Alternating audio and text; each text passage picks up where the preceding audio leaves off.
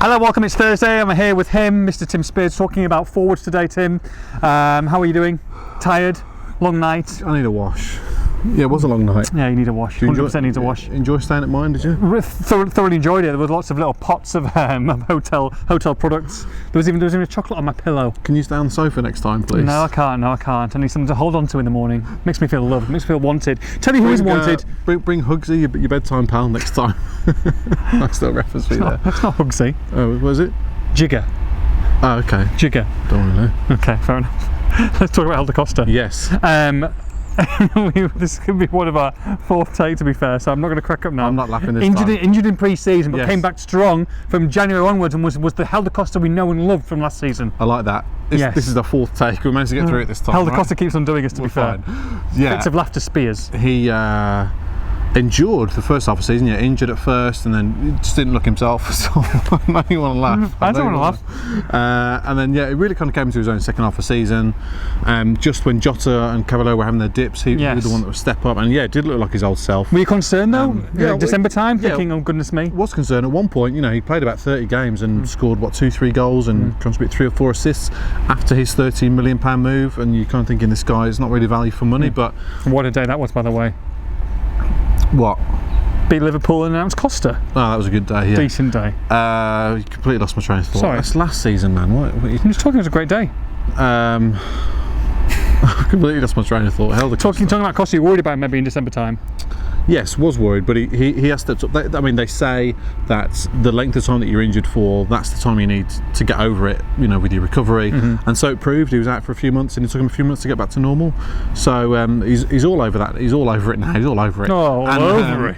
And I think he's ready to make a big contribution next year. And I think the Premier League will suit him as well. Do you think? Yeah, I do. I agree. As with most of Wolves' forwards, they're not lacking creativity or firepower at all. 1, 2, 3, 4. Yeah. How was he doing? Pretty good season, to be fair. Yeah. Took a while to get into the team. Explain to the less well-initiated. Even Cavallero, Ivan Cavallero, Brighton Bakary took his place at the start of the season and did really well. We'll talk about him in a minute. But came back in, got back into the starting lineup, and I thought had a really good season. Well, that was good man management from Nuno. One of the many times we've seen that this season, where he kept Cavallero on a leash, and started the season with Ian Bakary because Cavallero was suspended, and I think that helps. And we saw last season he didn't get on with Paul Lambert at all, and he wasn't a great player last season, and he wasn't worth that $7 million that they paid for him, which for a small amount of time was a club record fee. And he was just very inconsistent, very frustrating, quite selfish. I thought it didn't really track back. Under Nuno, completely different player, completely transformed. Works very hard now. Is a team player. At times, at his best, he's their most explosive forward going forward, I think. Agreed. At his very best, better than Jota. But the issue with Cavallero is still a bit of consistency and dips in and out. But he was playing well every 2 or 3 games out of every 4 rather than 1 game in every 4 as it was previous season. So 9 goals, 12 assists, phenomenal return, and he's another one that could step it up next season, I'm sure. Absolutely, and the third of the trifecta, so to speak, in Diogo Jota, top scorer of the season and just superb. Yeah, the most impressive of the 3. Remarkable it doesn't get into the top 3 from the Player of Season awards. It just shows you how good Wolves squad has been. But 18 goals, countless assists, phenomenal footwork, pace, trickery. He's got the lot. His movement is exceptional. Plays lovely little 1-2s. He's got a great wavelength with his teammates as well. Very much a team player. And of course, he got kicked to kingdom come week after week, but got up and gave it back as well. And that was the most impressive thing, because he was targeted, but he handled it really well. Other players would have shrunk and gone into their shells. He didn't. And they'll sign him for €13 million, and he'll be an excellent addition to the Premier League. So that Jota Costa Cavallero partnership, do you feel that could be Nuno's first choice 3-pronged attack? No. Okay. I think they'll spend an awful lot of money on a forward this summer. And but for me, Costa Cavallero, Jota are certainly part of the match day squad next season. I think they're all good enough to make the step up. Okay, good stuff. Let's move on to someone who started the season superbly, and unfortunately his stock got lower and lower and lower. I think it was an all-time low when he finished it, and that was Leo Bonaccini. Yeah, real strange season. If he'd have gone the first half of the season without scoring, and then had scored 12 goals to help get Wolves up, everyone would be calling him a hero, sign him up, etc. As it is, it looks very unlikely that they're going to sign sign him now, which is a shame for him. He's a really nice lad. It was his big move to English football. I'm a nice lad. I don't get those wages and paid. And it was a dream start. I think it's 12 in 20. He nearly broke equaled a post-war record for scoring in consecutive league games. He scored in 6 in a row. Exceptional.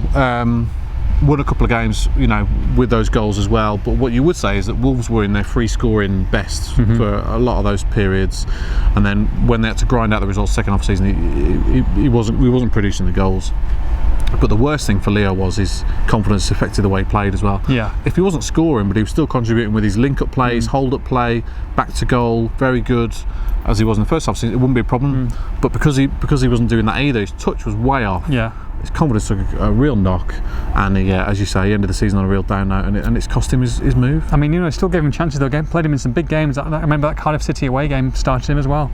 Yeah, it didn't work out. Yeah, and did a job sort of that night, and they played a Phobie right wing that night, and that was a one-off tactic. But no, like I said, his touch was off, his confidence was off, and wasn't the player we saw in the first half of the season. So it looks like we won't see him again. Right, will we see Benica Phobie again? Obviously gone back to Bournemouth, and in doubt, would you say 50-50, or you think it's looking unlikely? I think it's still touch and go. They've got time to enact the deal that they put in place. Warm, by the way. It is warm. Oof. They've got time to put that deal in place. They'll be looking around to see what other strikers that they can bring in, I think, as well first.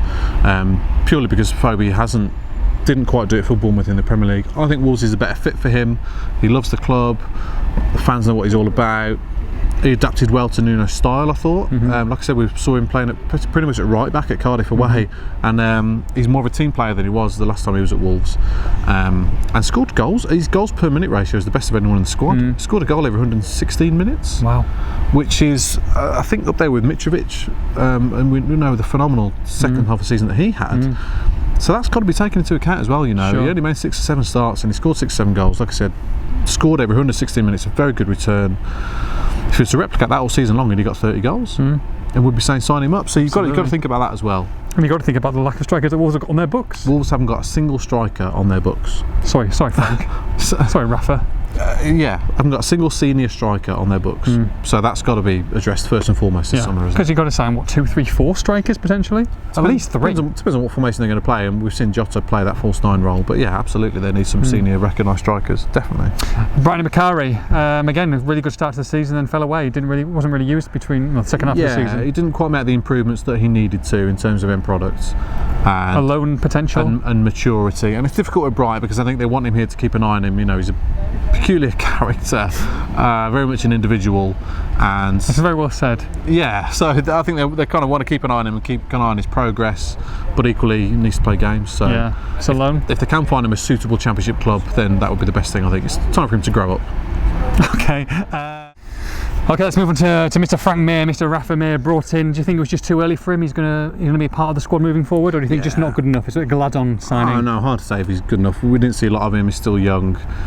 Well, get yourself to the reserve games. You can bloody talk. When's the last one you went to? Well, when they start winning, then I'll go and watch him. Wow, that's you all over, isn't it? Absolutely. You weren't watching the first team 2 years ago either, were you? Check straight final, I'm there. You set yourself up there. Oh dear. So no, remains to be seen. Jury's very much out, but he's not going to be a part of Wolves' Premier League squad next year. Definitely not. You can't see it, can you? Wasn't involved in the Championship, so they get him out on loan, I'm sure. Okay, so let's talk about, you touched on it there about bringing some big names in. I mean, they've got to sign people. It's impossible they can't. Yeah, I tell you what, Wolves didn't quite reach 100 points. They're on 99, but I did study the teams that have reached 100 points in the Championship, of which there are only 5. Here we go. Stats attacking coming up. Fulham, Sunderland, Reading, Newcastle and Leicester, all from the past kind of 15-16 years. No one scored fewer goals than Wolves out of those teams. So Wolves haven't been free scoring all season long. Do you know what I mean? So I think they do need a bit more firepower going forward. And if they're aiming for the top half of the Premier League, then they certainly do need to. So I think they'll spend a lot of money on a couple of more proven players than perhaps we've seen them bring in the past, because they tended to bring in young players to improve them. I think they'll bring in a couple of more proven names. English players or foreign? Is this going to be a Mendes situation? I don't think it makes any difference whatsoever, but there tends to be better value out on the continent, so I'm sure, but they'll be looking all over the shop. Robbie Keane. Oh, wow. But I mean, you think they're going to spend some serious cash?